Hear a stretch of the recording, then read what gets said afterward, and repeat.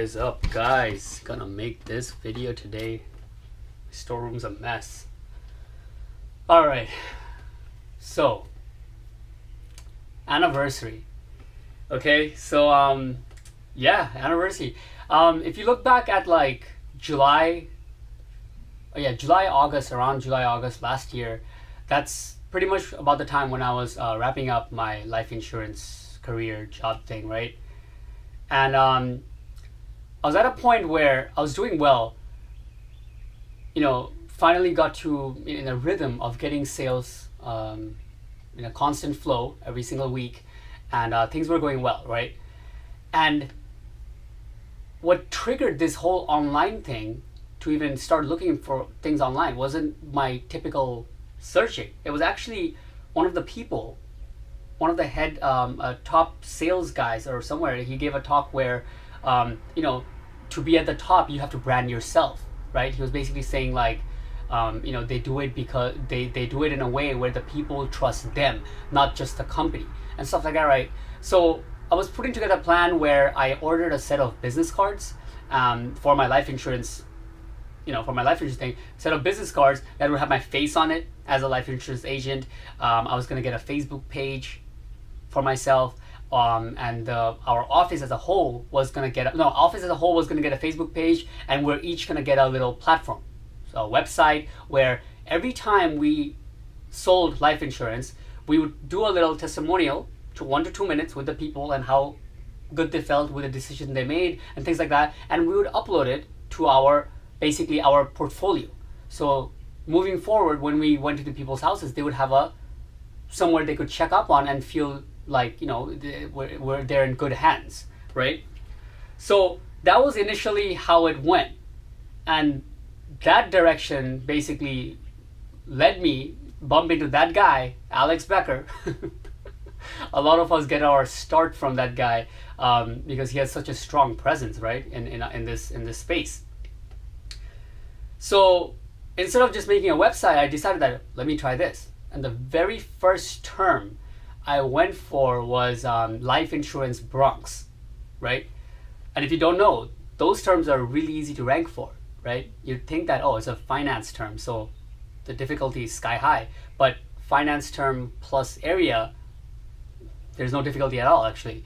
I was able to rank for that term in like 3-4 weeks. There's no search volume, you won't get any results from it, but it was still cool because it worked and gave me motivation, right? So then from then on,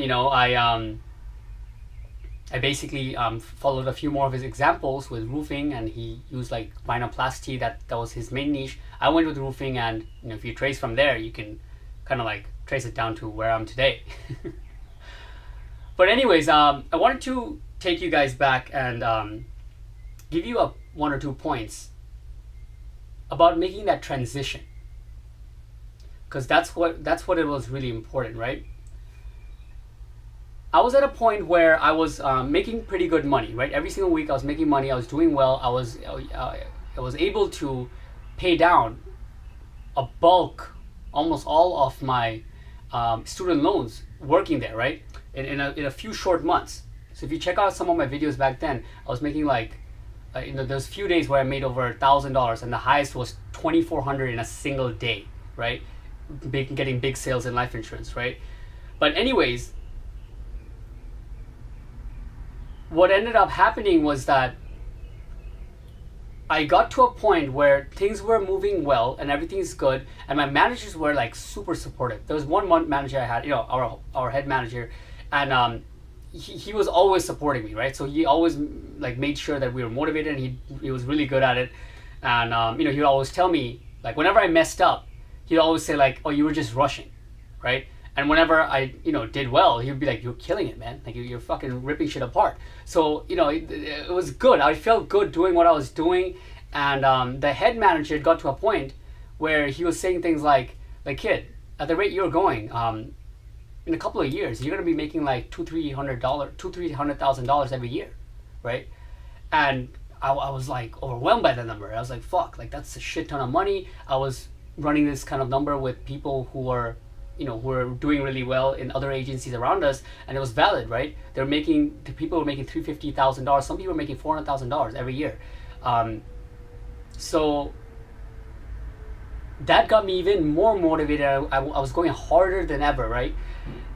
But one twist came in that entire direction that became so strong, so quick, that I couldn't take it anymore, right? And that was basically this. If I was to continue my life insurance career the way it was going, and I did it 3-4 years from now, and let's say I was making that kind of money, is it worth it? Right? So some of you guys watching, you might be thinking like, of course it is worth it. $250,000, $300,000 every year? What the fuck, right? But I was working very hard, right? Like over 50 hours every single week for sure. A lot of times over 60, 65 hours, cold calling hours straight, every other day almost, right? Like we would start at afternoon and would literally call till like evening, like 5-6 o'clock. Take a break, 15-30 minutes, and then call again till like 8:30, 9 p.m.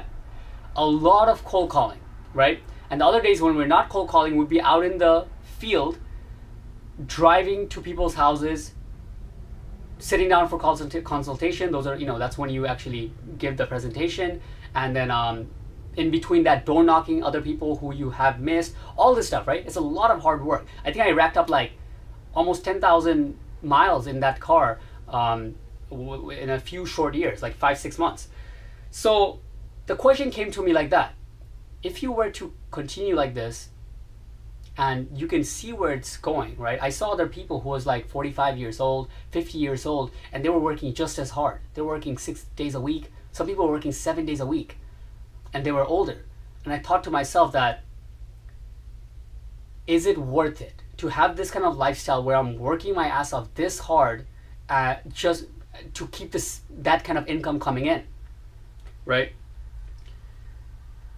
And then there's this guy, Alex Becker, who's saying stuff like, guys, just try this out. And the numbers make sense. It technically kind of makes sense. He looks like he's legit what he's talking about. What if this is true? What if this works out? What if I could be good at this, right? Then that started to happen.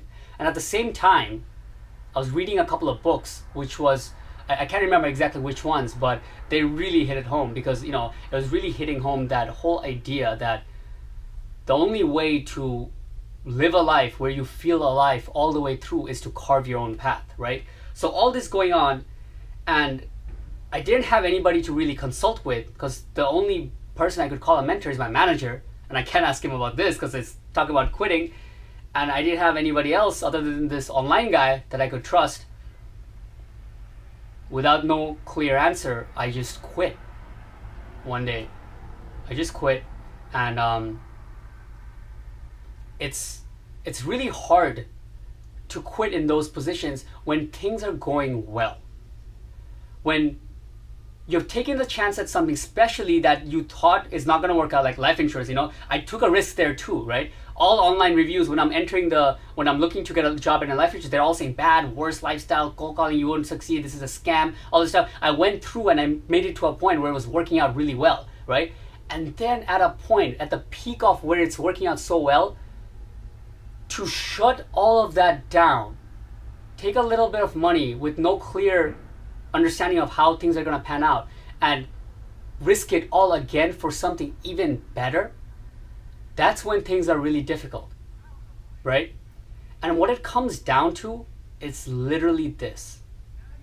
It's just a thought. It's just one of those days when you guys are chilling and you realize that this new concept you're dabbling in, maybe this book you've been reading, maybe this thing you have been looking into, the idea of how it could be yours comes up in your head, comes up in you for the 7th time in that month, right? Again, you're walking around, you're chilling with your friends, and then you have a blank moment where you think like, what if I was to go for it? It literally comes down to that. Like, it's just a thought where it comes and it comes up in you, and it plays itself out.